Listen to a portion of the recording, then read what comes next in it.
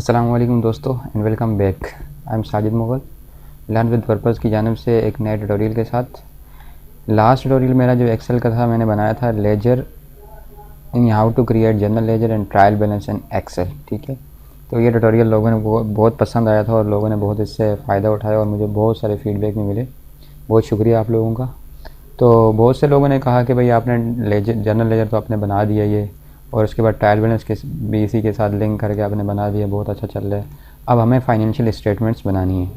यानी financial statement का मतलब ये होता है कि इनकम स्टेटमेंट और बैलेंस शीट, इन दोनों को मिला के नॉर्मली जो है इन दोनों का मजमूआ जो होता है, यानी combination of balance sheet and income statement is called financial statements.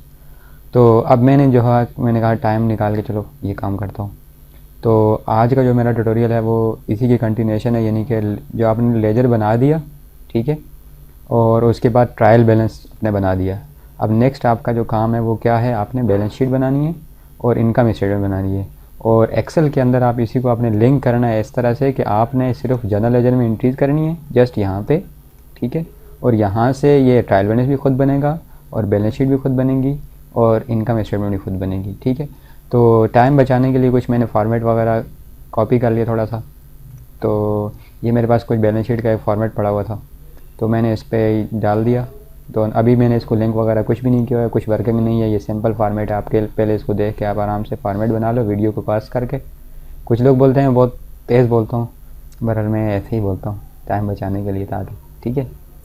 और ये आप फॉर्मेट जो है बैलेंस शीट का पहले अपने पास इस तरह से आप बना लें, और ये इनकम स्टेटमेंट है, इसका भी आप जो है फॉर्मेट एक बना लें इस तरह से, ठीक है। जब आप ये बना चुके हैं वीडियो पास करके, तो उसके बाद अपना काम हम स्टार्ट करते हैं, ठीक है। तो यहाँ तक हमने ये काम किया था। इसकी कुछ फॉर्मेटिंग अच्छी से नहीं थी, चलो थोड़ा इसको मैं इम्प्रूव कर लेता हूँ ताकि थोड़ा सा लुक वाइज अच्छा लगे, ताकि लोग देख के इसको बोले अच्छा है यार, ठीक है। तो मैंने जो है थोड़ा सा इस पर ऐसे वर्किंग कर रहा हूँ, थोड़े कलर वलर कर देता हूँ ताकि आप लोगों को अच्छा लगे, ठीक है। और ये हमारा ट्रायल बैलेंस है, यहाँ तक हम इसको फ़िलहाल बना देते हैं कि हमारे पास इतने अकाउंट्स होंगे, ठीक है।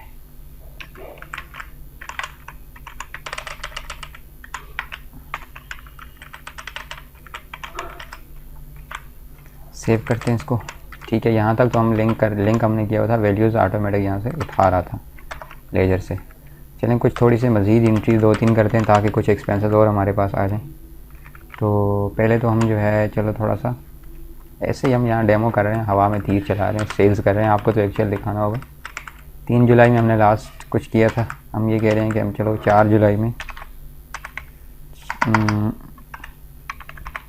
4 जुलाई 2000, चलो मैं भी 16 में काम कर 16 में कर देते हैं। हमने कुछ सेल्स की हैं, ठीक है। अकाउंट हमारा डेबिट कौन सा होगा, कैश होगा। कितने से हम डेबिट करते हैं, सपोज़ हम जो है ना 30,000 से डेबिट करते हैं, और क्रेडिट हमारी क्या हुई, सेल्स अकाउंट हुआ।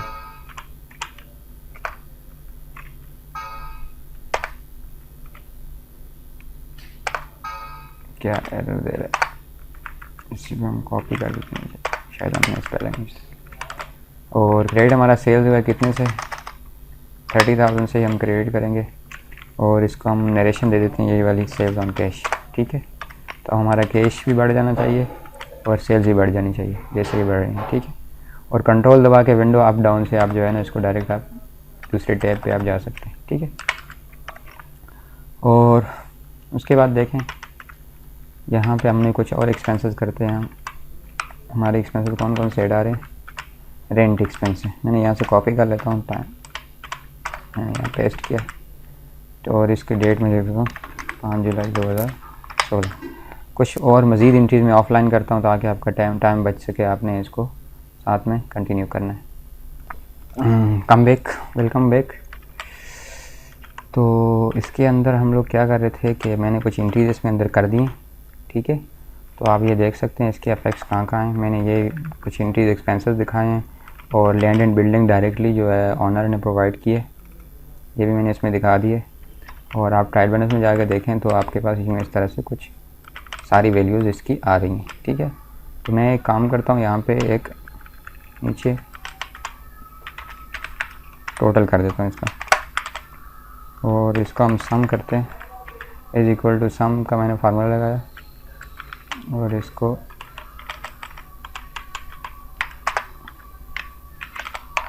कंट्रोल C कंट्रोल V, और यहाँ पे मेरे पास जो है ना ये डिफरेंस दिखा देते हैं, दिस माइनस दिस, और ये ऑलवेज हमारे पास ज़ीरो होना चाहिए, ठीक है। ताकि ये ज़ीरो अगर नहीं होगा इट मीन्स हमारा ट्रायल बैलेंस सही नहीं है। हमें यहाँ से इंटीज जनरल लेजर में जो हमने इंटीज किए हैं डबल इंटीज, उसमें कहीं हमने गलती की है, तो ऑलवेज यहाँ पे हम अपने पास ये ज़ीरो ही आना चाहिए, ठीक है। तो ये हमारा ट्रायल बैलेंस इस तरह से कंटिन्यू हो रहा है। अच्छा, अब उसके बाद अब हमें क्या करना है, मैं ये करता हूँ कि सबसे आखिर में एक यहाँ पे क्लोजिंग स्टॉक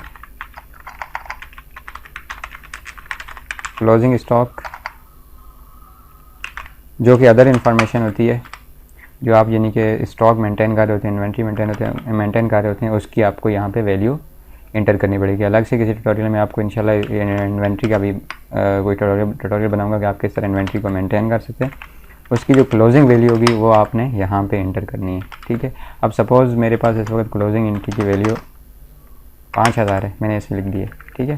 तो ये क्लोजिंग एंट्री आपको हर दफ़ा यहाँ पे मैनुअली लिखनी पड़ेगी, जो आप किसी दूसरी शीट पे जहाँ मैं आपको बताऊँगा वो कहाँ से उठानी है, आप वहाँ पे आप जहाँ पे लिख रहे होगे उसको यहाँ पे आप ला के लिखोगे, ठीक है। अब तो यहाँ तक ही हमारी वर्किंग जो है ना कंप्लीट हो गई है कि हमने लेजर में एंट्रीज कर दी, वहाँ से ट्रायल बैलेंस में हमने समरी बना दी उनकी, और ये हमने यहाँ पे प्रूव कर दिया कि हमारा लेजर सही चल रहा है क्योंकि डेबिट क्रेडिट साइड दोनों बराबर आ रही है, ठीक है। अब यहाँ से हमें क्या करना है, बैलेंस शीट पे जाना है। तो बैलेंस शीट पे जाने के बाद हम यहाँ पे अकाउंट यूज़ करने हैं हमने, ठीक है। ये हमारे करंट एसेट्स हैं और इस साइड पे करंट लायबिलिटी थी। अब करंट एसेट्स में हमारे पास कैश इन बैंक के नाम से ऐसे लिखा हुआ है, यहाँ मैं देखता हूँ कैश इन बैंक है क्या। तो कैश इन बैंक का तो मेरे पास फ़िलहाल यहाँ पे कोई अकाउंट मैंने क्रिएट नहीं किया हुआ, लिहाजा मैं ये करता हूँ कि मैं सिर्फ कैश को उठा लेता हूँ फ़िलहाल यहाँ पे, ठीक है। मैं यहाँ पे कैश मैंने लिख दिया।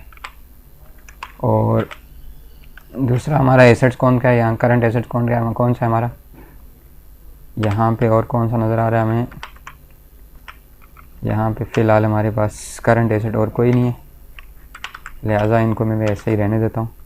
ये है हमारे पास इन्वेंट्री, या इसको हम लोग कह सकते हैं क्लोजिंग स्टॉक, ठीक है।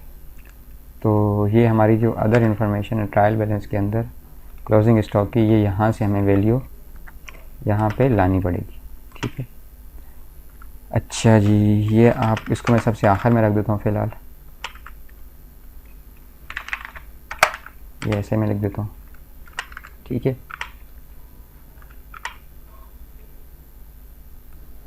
तो सबसे पहले हमने लिंक करवाना है कैश को। कैश को लिंक करवाने का तरीका ये है, इज़ इक्वल टू किया मैंने, यहाँ पे मैंने कैश कहाँ आ रहा है, कैश का बैलेंस ये है ना, मैंने इसको लिंक कर दिया, तो कैश ये हमारे पास उठ के वहाँ से आ गया। लेकिन ये तरीका बिल्कुल गलत है, आपने ये तरीका बिल्कुल भी नहीं अपनाना।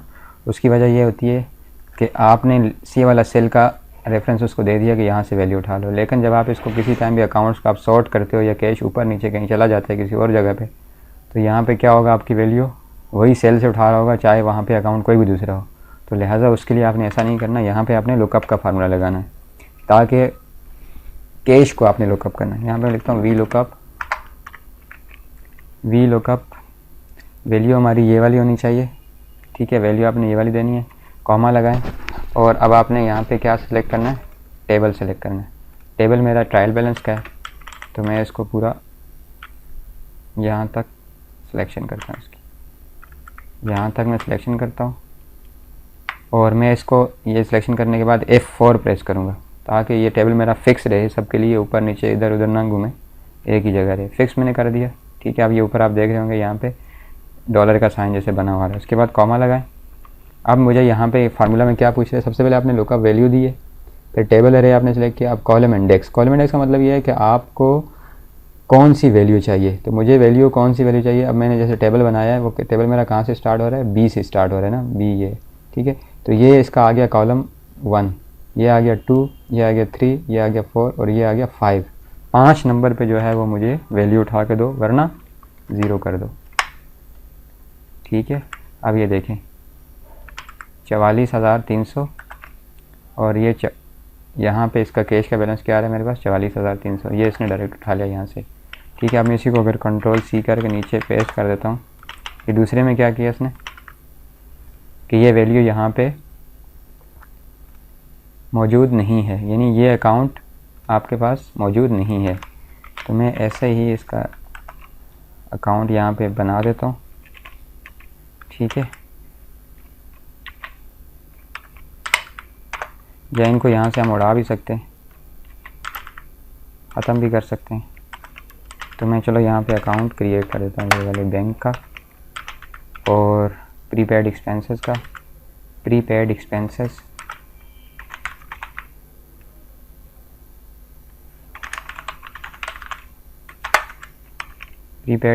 का भी हो गया और इन्वेंट्री तो ऑलरेडी हमें कहाँ से उठानी है, इन्वेंट्री को भले आप लिंक कर दें, इन्वेंट्री हमने उठानी है हर टाइम, अंडरस्टूड सी बात है कि यहाँ से क्लोजिंग स्टॉक से। ठीक है, तो ये आपके पास इन्वेंट्री आ गई। सही है, तो ये इस तरह से चलेगा आपके पास। ये हमारे करंट एसेट्स कंप्लीट हो गए। अब करंट लायबिलिटीज़ की तरफ आते हैं। यही वाला फार्मूला आप यहाँ से कॉपी करें, F2 करके ओपन करें, कंट्रोल मैंने इसको C करना है और यहाँ पे आके कंट्रोल V करें आप, तो ये फार्मूला आपका यहाँ पेस्ट हो जाएगा। अब इसमें F2 करके आपने सबसे पहली जगह जो है ना ये चेंजेस करनी है, आपने C14 जहाँ पे आ रहा है उसकी जगह लोकेशन आपने ये वाली देनी, बस बाकी और कोई काम नहीं करना। G14 आ जाए। ठीक है, अब इसी को नीचे आप क्या करना है कंट्रोल D कर दें, तो ये फार्मूला नीचे हर जगह कॉपी हो जाएगा। अब मैं यहाँ देखता हूँ मेरे पास यहाँ पे कोई लायबिलिटी आ रही है, करंट लायबिलिटी फ़िलहाल मेरे पास कोई नहीं है, तो मैं यहाँ पे एक अकाउंट पेएबल, आप अकाउंट सारे बनाते रहेंगे तो बाइफरकेट आपको करते रहेंगे, यहाँ पे आपको लिखना पड़ेगा। ऐसे ही अकाउंट पेएबल मैंने यहाँ पे बना दिया एक, तो मैंने उठाया इसको यहाँ से। अब सपोज़ यहाँ पे मैंने आके कंट्रोल V कर दिया, तो बाकी फ़िलहाल मैं सारे यहाँ से उड़ा देता हूँ, कोई फ़ायदा नहीं है मुझे। ये फार्मूला मैं यहाँ से हटा देता हूँ।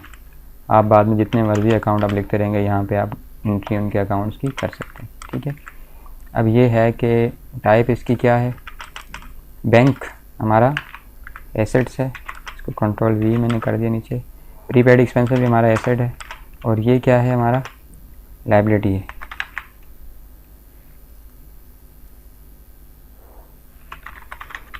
ये हमारी लायबिलिटी है और इसको हम एज इट इज ऐसे नीचे कंट्रोल D करेंगे तो ये नीचे आपके पास वैल्यू आ जाएगी जैसे ऊपर की है। अब यहाँ पे अब अगर सपोज़ हम एक एंट्री करके देखते हैं कि हमने 6 जुलाई को परचेज़ दिखानी है, हमने क्या कहा कि परचेज़ हमने किया, परचेज़ हमने कितने से किया, सपोज़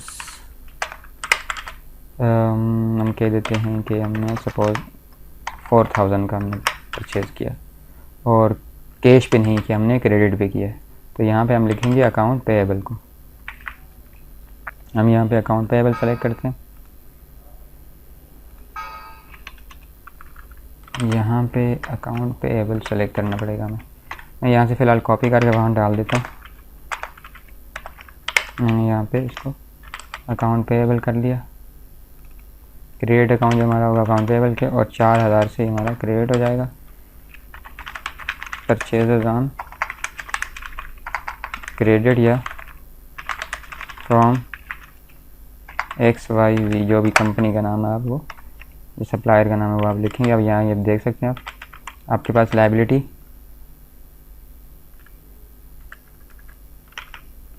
आ रही है।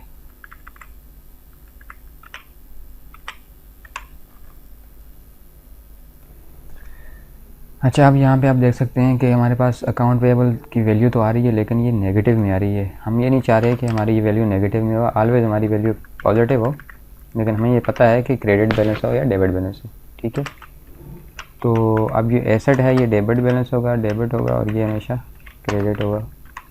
ठीक है, अब यहाँ पे हम यूँ कर सकते हैं इसको, यहाँ पे हमें एक छोटा सा लॉजिक लगा देते हैं।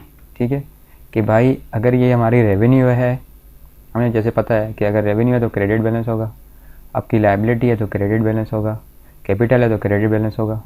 अदरवाइज़ जो है ना ये आपका क्या हो जाएगा, नॉर्मली इनकम है, सॉरी एक्सपेंसेस है, या कि ये आपके एसेट्स हैं, तो ये आपकी इसकी वैल्यू क्या हो जाएगी, ये डेबिट वैल्यू होगी। ठीक है, तो इसको हम यहाँ पे एक छोटी सी इम्प्लीमेंट लॉजिक लगाते हैं। इसके लिए हम यूँ करते हैं, इज़ इक्वल टू एफ के साथ हम और का फार्मूला लगाते हैं, क्योंकि हमें मल्टीपल लॉजिक से इम्प्लीमेंट करनी है तो हम और का इस्तेमाल कर सकते हैं।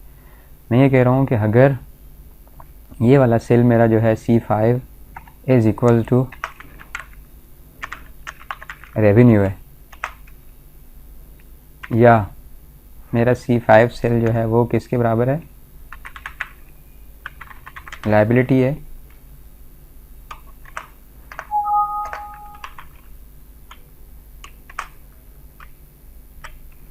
या मेरा C5 जो है वो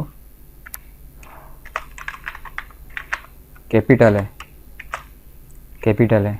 ठीक है, तो फिर क्या करो, तो फिर ये करो कि क्रेडिट में से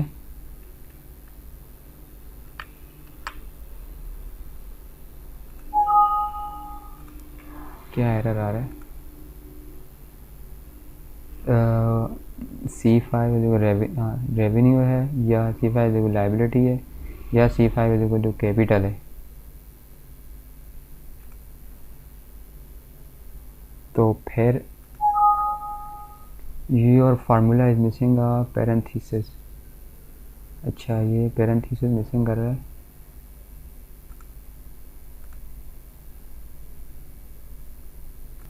अच्छा, ये हमारा लॉजिक जो है और का कंप्लीट हो गया। यहाँ पे मैंने इसको ये कहा कि अगर C5 में रेवेन्यू है, या लायबिलिटी है, या कैपिटल है, तो फिर क्या करो, फिर ये क्रेडिट में से डेबिट को माइनस कर दो।